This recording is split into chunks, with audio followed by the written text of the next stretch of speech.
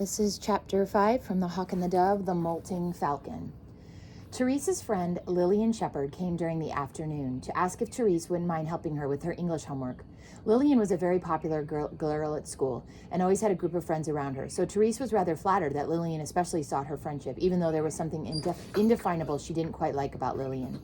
Marion Buth thought she was wonderful because she was tall and slim and stunningly attractive, with great big eyes like a startled fawn's and a rippling mane of silky blonde hair. Mother and Daddy both disliked Lillian intensely, and Mother said all she was looking for from Therese was a brain transplant.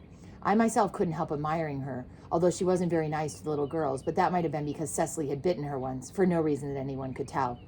Therese took her into the kitchen and made her some coffee, and as Lillian sipped it, she explained that she hadn't been quite able to come up with any ideas for her essay on Hopkins' poetry, and wondered if Therese had any thoughts.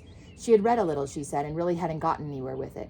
Perhaps she'd be able to borrow Therese's essay just to have a look at it. She thought it might help inspire her. Therese, who loved Hopkins, was delighted to lend Lillian her essay, and asked if Lillian would let her know what her own thoughts about the poems were when she'd gotten a little bit further.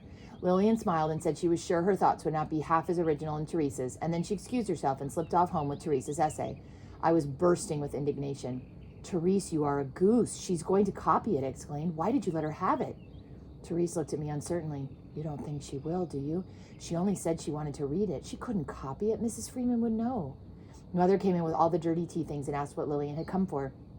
"Was it this time your Hopkins essay?" "Mother, how did you know?" "Because I'm not as daft as you. She's in your English class, isn't she? Be a bit more sensible, Therese. She'll get you into trouble one of these days. Don't have too much to do with her." "Whenever Lillian's been here," I said, "she always leaves an uncomfortable feeling behind. It's funny because she doesn't argue or anything." "But she's my friend," said Therese, a bit upset. Mother began to run washing up water into the bowl. "Be friendly, Therese. There's nothing wrong with that, but be a bit wary, that's all. Now then, Daddy is going to run Grandma home in a minute and take me to Evensong. Cecily can come with Daddy for the ride, but will you see to Mary and Bess baths for me? Daddy will do their bedtime when he gets in." Therese said she would, and I asked if I could come to the Evensong with Mother. "Of course you can come. Get your shoes on, though, and brush your hair, because we must go in 5 minutes." I loved Evensong. I loved the stillness of the church that enfolded the small evening congregation, the mellow evening sunshine that slanted in low through the windows in summer, the gathering somber shadows of spring and autumn evenings, and the profounder darkness of the winter months, all wrapped the evening worship in a mystery and a beauty that I never found in the brightness and bustle of family service in the morning. Our church was just on the edge of the town, set in a pretty little remnant of woodland, a tiny drift of a countryside still left in peace by the urban sprawl. Daddy dropped us off at the end of the church path, and we stood to wave goodbye to Cecily as he drove away. It was very important to Cecily to say goodbye. If she thought she had not made her farewells properly, she would scream deafeningly until Daddy turned the car around and went back. So we waved until they had turned the corner and then strolled up the path to the church and into the stone porch. The great wooden inner door opened with a click as Mother pushed it. Charlie Page, the blacksmith, was always the sidesman in the evening, and his face, freckled with age, wrinkled in a smile as he gave us our hymn books and prayer books. Mother settled into our pew with a happy sigh. The evening service was a cherished time for her, when she could give herself to worship without the stress of the little one's company or the anxiety of being late. Whenever we went anywhere as a family, however much time we gave ourselves to get ready, we were always late, and Mother hated it. In the pew behind ours sat Mrs. Crabtree, a tall, well-built, energetic, silver-haired lady in her middle 70s. She had borne 6 children in her time and was still motherly through and through, wise and kind, with a rich, ready laugh. Unfortunately, her singing was more out of tune than I have ever heard before or since, and I set my teeth to endure as the organist struck up for the first hymn. "Glory to thee, my God, this night, for all the blessings of the light. Keep me, keep me, King of kings, beneath thine own almighty wings." I knew about his mighty wings. They were folding us around us here in the quiet of this evening, kind and everlasting and utterly secure. It was the same wings that wrapped me around in our home in the bedtime candlelight. Sanctuary from the busy and complicated daytime, God gathered us under his evening wing, haven for all our weariness. The evening service felt as familiar as an old friend, comfortable to be with. I knew the prayers and the responses without looking at the book. Actually, I could say them all while thinking about something completely different, which to my shame I frequently did. "My soul doth magnify the Lord, and my spirit hath rejoiced in God my Savior," we sang. I thought of Peregrine singing the same words, but in Latin all those years ago, wrapped like me in the contentment of evening calm, blissfully unaware of the turbulence of surprise and grief that lay around the corner. "No," I told myself sharply, "this is not the time. Come out of the walled garden and shut the door firmly behind you and turn your back on it. Concentrate." "Glory to be to the Father and to the Son," Mrs. Crabtree sang vigorously behind me. Father Carnforth took the evening service. His gentle, wheezy old voice led us through the prayers, the Lord's Prayer, the responses, the collect of the day. I felt reassured by the humble confidence with which he prayed. Give unto thy servants that peace which the world cannot give. What a gift! What a thing to ask for! And yet incredibly it is given. I knew that peace. I had been brought up with the flavor and the texture of it in our home. Peace at the very core of things, constant, unobtrusive, like the humming of the fridge and the ticking of the clock. Peace freely given, beyond our making or even our understanding. Thank you, God. Father Carnforth was climbing slowly into the pulpit for his sermon. He read his sermons out of a book very fast. He was in unspoken agreement with his congregation that the preaching of sermons was an unavoidable bore, to be endured uncomplainingly, but not prolonged. Tonight's offering was about the textual background of the Synoptic Gospels, and I strongly suspected from the way he read it that it was as incomprehensible to him as it was to us. He shut the book with a snap and laid it aside with obvious relief as he announced the final hymn. The day thou gavest, Lord, is ended. The darkness falls at thy behest. Hymn number 277. Mrs. Crabtree gave joyful tongue behind me. Did God mind that dreadful singing, he who made the nightingale and the lark? Probably not. Probably it was the soul of Mrs. Crabtree he was listening to, the worshiping song of her heart, and that rang true as a bell. Then it was over, and we went out into the cool of the evening. Father Carnforth smiled kindly at me and shook my hand in his aged hand, the joints swollen with arthritis and his skin wrinkled and discolored with the years. His nose was big and red, with dark whiskers growing from it, and he was almost completely bald. He smelt strongly of pipe tobacco, and his cassock was not quite clean, but even Cecily loved him, who had strong opinions about most people. His friendship with Cecily was helped along by the bag of peppermints he carried in his pocket, but it was not entirely that. He called her his sugar plum fairy. Mary, who was very worried about people she loved growing old and dying, focused her anxiety on him as the most ancient person of her acquaintance. Father Carnforth looked at me with his watery old eyes. They were brown and small and twinkling. Hedgehog's eyes. Like Mother's, they looked into the middle of you and could make you feel uncomfortable at times. Ah, Melissa, you do me good. You're a breath of springtime, he wheezed at me. Tell your little Mary that Father Carnforth is still clinging to this world and sends his love. He shook Mother's hand. Good night, my dear. Take care. Mother and I walked slowly down the pathway, breathing in the scent of the roses that grew in a hedge around the churchyard. I often think how odd it is, she mused, that Lillian Shepherd is tall and graceful, with hair spun like gold and a face like a Greek goddess, while Father Carnforth is old and bald and fat and wrinkled. But it is Father Carnforth who is beautiful, not Lillian. It's you that's odd, Mother, I replied as I took her arm, and beautiful. Will you tell me that story on the way home, the one you were going to tell me? Melissa, your appetite for stories is almost as prodigious as Cecily's appetite for sweets. I will tell you the story on one condition, and that is that you pester me for no more stories today. I promised happily. Mother picked a white dead nettle from the side of the path and pushed off one of its creamy flowers. Did you know, she replied, that if you suck at the base of the flower, you get a drop of nectar from it. That's unless the bees have been there before you, of course. Try it and see. She showed me how to suck out the nectar and gave me the little stem.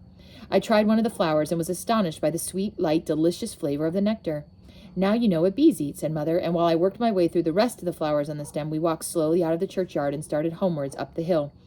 It was a time when Father Peregrine was tired and very sad, began Mother.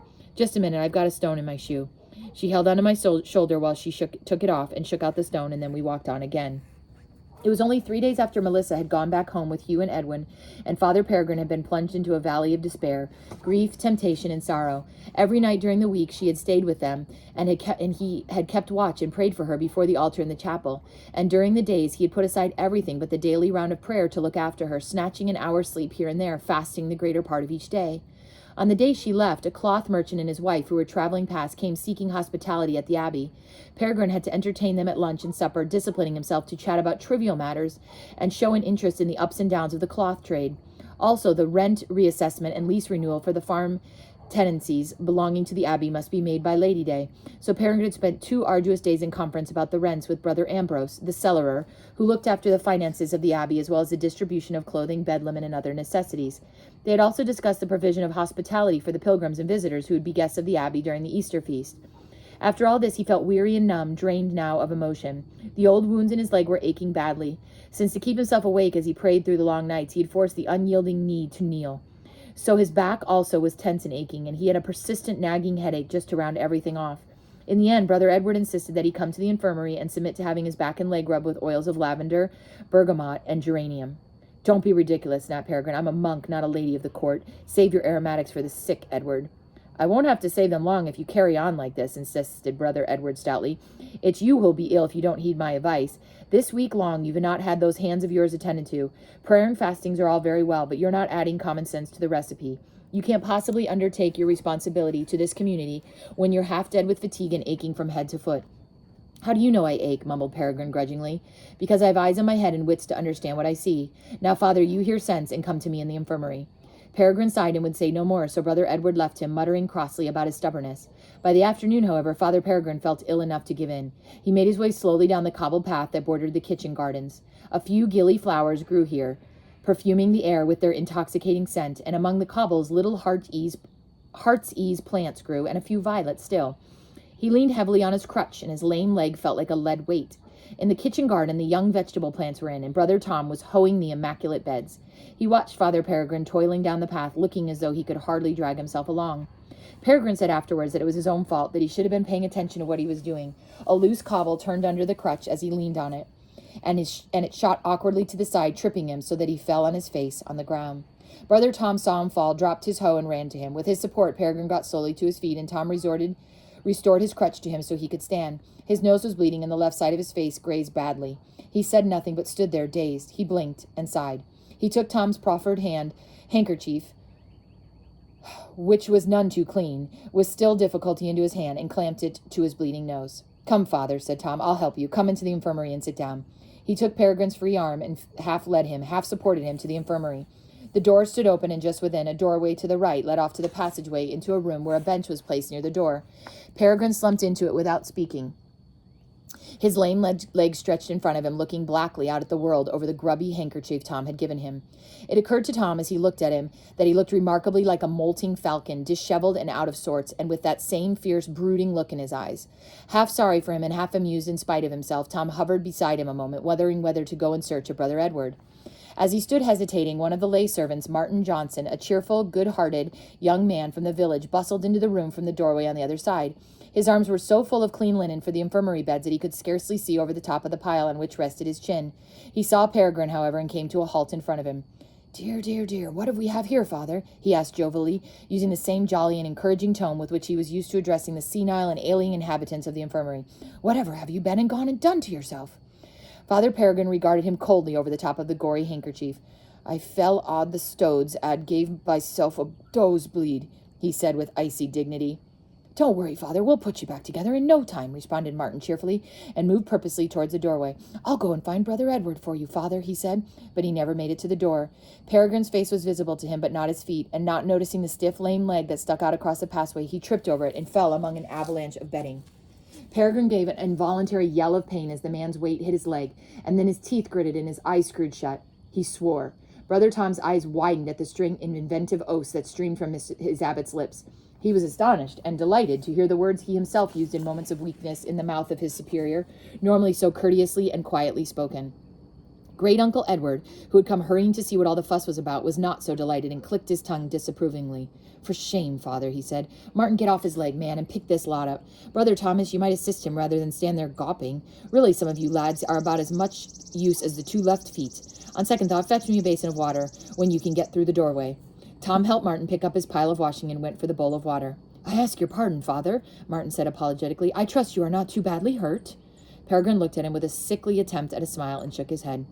For myself, I must say I was winded, but this here bed linen broke my fall, continued Martin, slightly peeved that nobody seemed particularly concerned with his own well-being. Thank you, Martin. Just take the linen and put it away. There's a good lad, said Edward patiently, and Martin departed, narrowly avoiding a collision with Tom in the corridor, as he returned, bearing the basin of water. Let me look at your leg first, said Edward. That was a hefty weight to go crashing down on it. How is it? It hurts. Peregrine almost shouted at him, then sighed. Oh, I'm sorry, Edward, but what a foolish question. Brother Thomas, take a cloth from the cupboard there and clean his face while I have a look at his leg. Yes, that is a magnificent bruise, my friend. It will be all the colors of the sunset in a day or two, but no real harm done. You'll do. Tom removed the blood-soaked handkerchief and gently washed Peregrine's face in the cool water. Keep your head back, Father. Your nose still bleeds slightly. Yes, that goes better. What are you gritting at? Asked Peregrine, looking out of the ferocious dark eyes at Tom's face bent over him. You, said Tom, laughing as he carefully washed the grit from the graze on Peregrine's face. You've just the same disagreeable look about you as a molting falcon. Touch me not, for I'd peck you. Brother Thomas, exclaimed Edward, how can you speak with such disrespect? Recollect whom you're addressing, and be a little less familiar in your speech, please. How did you come to do this, father? I fell old hog out of the bit let be blow by doze. He fished in his pocket for his own handkerchief and cautiously blew his nose. That's better. A loose cobble on the path by the vegetable gardens turned under my crutch, and I fell. Thank you, Brother Thomas. I feel more like a human being again. Molting falcon, indeed. I'll wager you don't speak with such impudence to Father Matthew. I was on my way, Brother Edward, to beg pardon for my rude refusal of your kindness, and ask if you will, after all, give my back and leg a rub with your oils. I feel like a wrecked ship. They patched him up, put ointment on the graze on his face, and arnica on the wonderful bruises with which he and Martin, between them, had decorated his legs, and Edward massaged his hands and back and legs for him with aromatic oils. Under the capable manipulation of Edward's strong and practiced hands, Peregrine relaxed, and as the tension flowed out of him, he fell asleep. They left him to sleep all afternoon and evening, which is what he really needed. He was back in his stall in the chapel for Compline and the night office, and by the time divine office was concluded, and it was time for the community chapter, he was more himself again, albeit rather battered-looking, presiding over the meeting of the community with his accustomed attentiveness and authority. The chapter began as usual with the confession by the novices of any faults they may have committed. At Father Matthew's prompting, Brother Thaddeus came, embarrassed and self-conscious, to kneel before the community. Brothers, I humbly confess my fault, he said. I stubbed my toe yesterday. He paused. Hell's teeth, muttered Brother Cormac to Brother Francis. Is it an offense even to stub your toe now? And I said I used the most vile oath, continued Thaddeus. I ask for God's forgiveness and yours, brothers, for the offense. It fell to the abbot on these occasions to pronounce God forgiveness, and Father Peregrine sat for a long moment regarding Thaddeus as he knelt before him. Thaddeus began to sweat. Then Peregrine looked across at Father Matthew with a curious expression on his face. He sighed, picked up the crutch that lay on the floor beside him, and got slowly to his feet. He crossed over before the puzzled eyes of the community, puzzled, that is, except for Brother Tom, who was grinning like an idiot, and Brother Edward, to where Brother Thaddeus knelt, looking up at his abbot apprehensively. Stubbed your toe, he said, looking down at him. I trust you are quite recovered. Yes, thank you, Father, mumbled Thaddeus, wondering what on earth this was about. Leaning heavily on his shoulder, Peregrine bent with a grimace of pain to kneel beside him. I humbly confess my fault, he said. Brothers, I was also guilty of using some of the most depraved language yesterday. In the hearing, furthermore, of one of our lay servants and one of our novices, I ask your forgiveness and God's.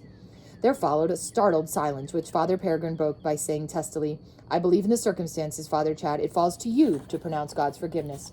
Oh, yes, I'm sorry, stuttered Father Chad. God forgives you, my brothers, and so do we. Father Peregrine, leaning again on Thaddeus, rose painfully to his feet and limped back to his place. The novices withdrew, as was customary, leaving the fully professed brothers to continue the community chapter. He didn't have to do that, said Brother Francis. He could have waited until we'd gone. It was more honest, though, said Thaddeus, and it was worth it just to see Father Matthew's face. What did he say, anyway, Tom? Tom shook his head and wagged a finger at them in mock reproval. One man's sin, he said, is not an appropriate topic for another man's conversation, and besides, it would make me blush to repeat it. We turned the corner into our road, and the evening sun had transformed the window panes of all the houses into sheets of gold. That was the last time Father Matthew ever insisted that one of the novices confess to the whole community for swearing, finished Mother with a smile. Run on ahead, Melissa, love, and put the kettle on. And that's the end of chapter 5, which was called The Molting Falcon.